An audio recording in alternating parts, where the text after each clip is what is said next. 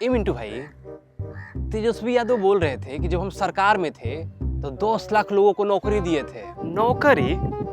लेकिन भाई हमको तो नहीं मिला। ए भाई जी, आप समझे नहीं। जब वो सरकार में थे तो कमिटमेंट किए थे, नौकरी देने का वादा नहीं किए थे, समझे? अच्छा, तो फिर वो नौकरिया है कहाँ? अरे उन नौकरिया प्रोसेस में है।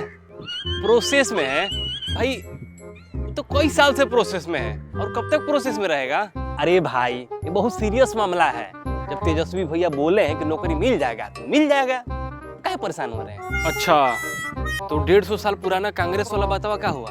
अरे ये भाई जी, वो राहुल गांधी को सपोर्ट करने के लिए बोले थे। उनका कहना था कि कांग्रेस पार्टी 150 साल पुरानी पार्टी है, बुजुर्ग पार्टी है, समझे?